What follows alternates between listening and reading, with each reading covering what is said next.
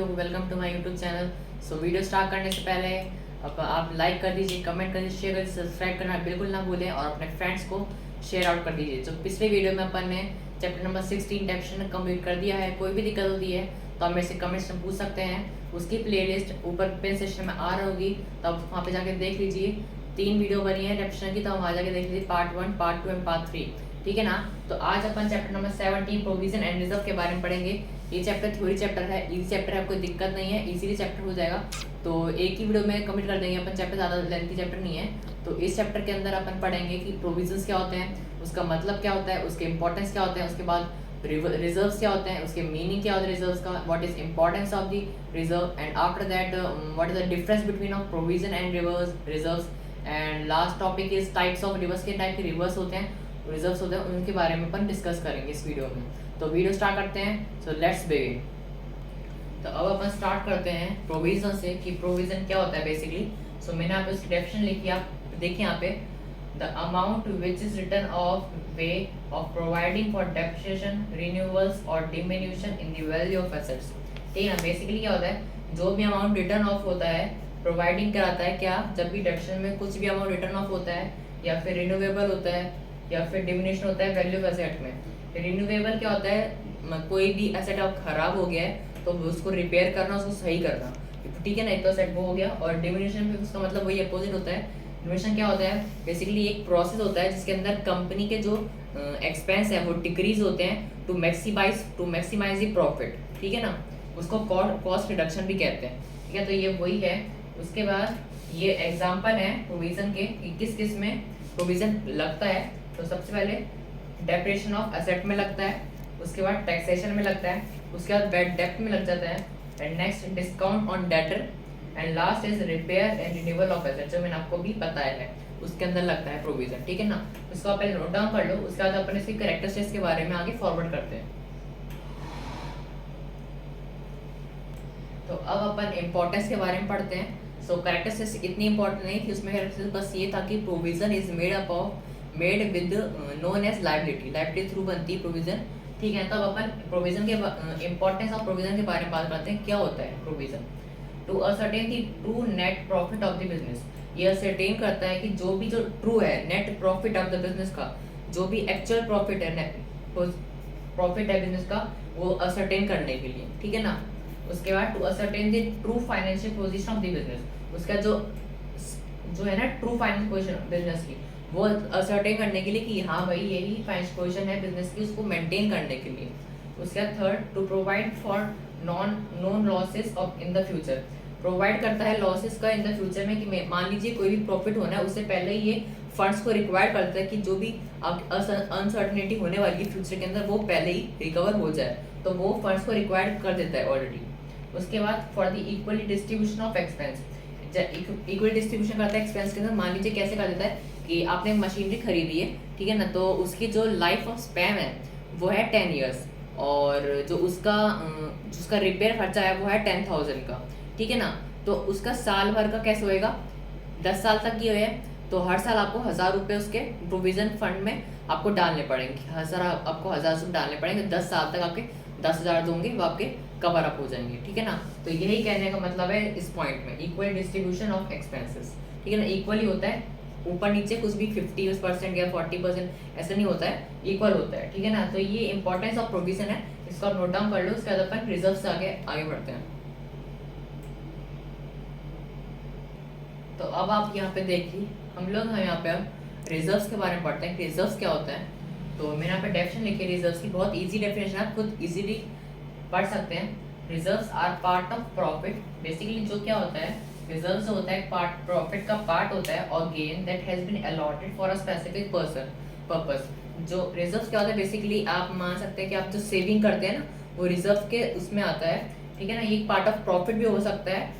और it usually set to buy fix asset, pay bonuses और pay for repair. ये क्या होता है कि आपने कोई फिक्स एसेट लेना है तो उसके लिए आप ये रिजर्व्स ऑलरेडी रिजर्व कर सकते हैं, मतलब पेमेंट जो है आपका मनी और प्रिजर्व कर सकते हैं। तो आप जो वो भी आपको अपना फिक्स एसेट लेना होगा वो आप तुरंत ले सकते हैं, या फिर आपको बोनस पे करना है तो उसमें आप दे सकते हैं, या फिर आपको कोई रिपेयर करवाना है फॉर वो आपको रिपेयर करवाना है कोई एसेट, तो आप उसका पेमेंट कर सकते हैं। तो ये रिजर्व्स होता है, ठीक है ना। तो ये कुछ एग्जांपल्स हैं रिजर्व्स के, क्या क्या हैं।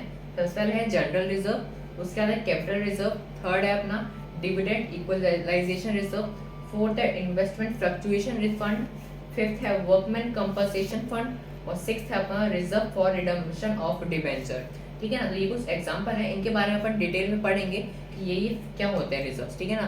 तो सबसे पहले आप इसको नोट डाउन कर लो, उसके बाद अपन इसकी इंपॉर्टेंस ऑफ रिजर्व्स के बारे में पढ़ेंगे। अब अपन इंपॉर्टेंस ऑफ रिजर्व के बारे में पढ़ेंगे। तो इसमें ना जो रिजर्व इंपॉर्टेंस रिजर्व के बारे में लिखे हैं, तो इसमें जो पॉइंट्स आउटलाइन है वो already provision of importance of provision के अंदर अपन पढ़ चुके हैं। तो इसमें सिमिलर है दो चार पॉइंट्स, तो जो आप provision of importance of provision में लिखेंगे वो यहाँ पे सेम है, बाकी दो दिन अलग है। बेसिकली एक है इन help in meeting the future losses, ठीक है, ये तो इससे वही प्रोविजन वाला हो गया। उसका help in strengthen the position of business, third है equalisation of dividend over the years, ये भी अपन ने प्रोविजन पढ़ लिया। And fourth is provides fund for meeting a specific liability, funds को प्रोवाइड करना जब भी कोई लायबिलिटी अपन को स्पेसिफिकली पेमेंट करना, ठीक है ना। तो ये अपने रिजर्व है, इंपॉर्टेंस ऑफ रिजर्व, इसको आप नोट डाउन कर लीजिए। उसके बाद अपन पढ़ते हैं कि कितने टाइप के अपने रिजर्व्स होते हैं, तो इसको नोट डाउन कर लो पहले। तो मैंने यहाँ पर एक टाइप्स ऑफ रिजर्व का एक फ्लो चार्ट बनाया है, तो आप इसको टर्न ऑन कर लीजिए। सबसे पहले रिजर्व्स कितने टाइप के होते हैं, दो टाइप के होते हैं। First is revenue reserve and the second is capital reserve. उसका रेवेन्यू रिजर्व के अंदर दो आते हैं टाइप्स, कौन कौन से आते हैं, general reserve and specific reserve, ठीक है ना। तो ये होते हैं, आप पहले को नोट डाउन कर लो, उसके बाद अपन पढ़ते हैं इन चार के बारे में कि क्या क्या होते हैं इनका मतलब। तो अब अपन यहाँ पढ़ेंगे कि रेवेन्यू रिजर्व क्या होते हैं, और उसके रेवेन्यू रिजर्व के दो टाइप होते हैं। पहला होता है जनरल रिजर्व और दूसरा होता है स्पेसिफिक रिजर्व। तो उसके बारे में अपन डिस्कस करते हैं, ठीक है ना। तो लेट्स फोकस ऑन हियर। सबसे पहले अपन पढ़ते हैं रेवेन्यू रिजर्व क्या होता है। Basically these reserves came into existence out of profit which have been earned in the course of day to day business operation। आप नॉर्मल समझ सकते हैं रेवेन्यू क्या होता है। रेवेन्यू मान लीजिए कि आप जैसे मैं कोचिंग पढ़ा रहा हूँ, जो मेरे को सैलरी मिल रही है वो मेरे लिए रेवेन्यू है, ठीक है ना। तो वो यही कहना चाह रहा है कि दी रिजर्व कहाँ से आता है, एग्जिस्टेंस आउट ऑफ प्रॉफिट से जनरेट होते हैं, जो हम day to day business operation में अर्न करते हैं, ठीक है ना। तो ये रेवेन्यू रिजर्व होता है। उसके बाद रेवेन्यू रिजर्व कितने टाइप के होते हैं, दो टाइप के रेवेन्यू रिजर्व होते हैं। कौन कौन टाइप होते हैं, सबसे होता है जनरल रिजर्व और सेकंड होता है स्पेसिफिक रिजर्व। तो जनरल रिजर्व क्या होता है, the business man do not withdraw the entire profit of the business but retain a part of in the business to meet unseen future uncertainty. Basically general reserve क्या होता है, मैं आपको बताता हूँ कि बिजनेसमैन जो होता है वो जो भी वो पूरे दिन में प्रॉफिट जनरेट करता है, उसमें से जो प्रॉफिट होता है वो पूरा प्रॉफिट नहीं लेके जाता है, उसमें से वो आधा प्रॉफिट जो होता है वो साइड में देता है अनफॉर्सीन फ्यूचर अनसर्टेनिटी के थ्रू रख देता है। मान लो कोई भी आपको फ्यूचर में लॉस होता है तो वो पहले ही एडवांस में अमाउंट रख देता है इतना कि कोई भी फ्यूचर लॉस होगा तो मैं यहाँ से पेमेंट उठा लूँगा।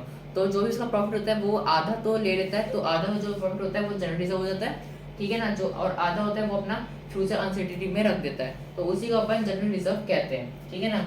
नेक्स्ट होता है specific reserve. It is created for a specific reserve purpose and can be utilised for only the purpose, ठीक है। स्पेसिफिक क्या होता है, ये क्रिएट करता है स्पेसिफिक पर्पस के लिए, और ये कब काम आता है, जब उसका कोई भी यूटिलाइज करना होगा उस पर्पस में, तभी ये स्पेसिफिक पर्पस यूज होता है, ठीक है ना। तो ये है रेवेन्यू रिजर्व के बारे में, और कौन कौन से टाइप होते हैं अपन ने डिस्कस कर लिया यहाँ पे अभी, general reserve and specific reserve.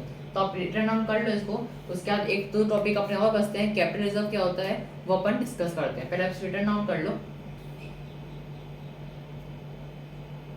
तो नेक्स्ट अपना टॉपिक है, लास्ट टॉपिक अपना इस चैप्टर का क्या है, कैपिटल रिजर्व। तो बेसिकली कैपिटल रिजर्व क्या होता है उसके बारे में अपन डिस्कस करते हैं। These reserves are created out of capital profit. Such reserves generally are not available for distribution as capital cash dividend among the shareholder of the company, ठीक है ना। ये क्या होता है, रिजर्व्स क्या होता है, जो बेसिकली जो क्रिएट आउट होते हैं कैपिटल प्रॉफिट के थ्रू, और जो रिजर्व ये जनरली नहीं होते हैं, अवेलेबल नहीं होते हैं किसके अंदर, distribution of cash dividend among the share holder of the company. जो भी कैश डिविडेंड फॉलो होना होगा, डिस्ट्रीब्यूट होना होगा शेयर होल्डर को कंपनी के अंदर, वो जो कैपिटल रिजर्व वो इसके अंदर नहीं आता है। ये बस जो भी प्रॉफिट क्रिएट होता है कैपिटल के अंदर, बस वो उसी में रहता है। तो यही होता है कैपिटल रिजर्व। मतलब बेसिकली क्या होता है कि आप जो भी बिजनेस कर रहे हैं उसके अंदर जो भी आपको प्रॉफिट जनरेट होगा कैपिटल के थ्रू, बस वो ही इसके अंदर आएगा, कैपिटल रिजर्व के अंदर, ठीक है ना। तो ये आपका डेफिनेशन है कैपिटल रिजर्व की, इसको नोट डाउन कर लो पहले। तो आज अपन ने रिजर्व्स एंड प्रोविजन का चैप्टर कंप्लीट कर लिया, चैप्टर नंबर 17। तो इतना ही था इस चैप्टर के अंदर। कोई भी दिक्कत आती है तो आप मेरे से कमेंट सेक्शन पूछ लीजिए, मैं आपको बता दूंगा। और लाइक कमेंट शेयर कर दीजिए, सब्सक्राइब करना बिल्कुल ना भूलें, अपने फ्रेंड्स को शेयर आउट कर दीजिएगा इस वीडियो को, ठीक है। और अगले नेक्स्ट चैप्टर नेक्स्ट वीडियो में अपन नेक्स्ट थ्योरी चैप्टर पकड़ लेते हैं। अपने बहुत सारे प्रैक्टिकल चैप्टर कवर कर लिए हैं, तो अपन इस चैप्टर को अपनी खत्म होगा अपना इस वीडियो में। तो नेक्स्ट वीडियो में अपन next theory chapter cover up करेंगे। तो आज के लिए इतना ही, मिलते हैं नेक्स्ट वीडियो में। Good bye.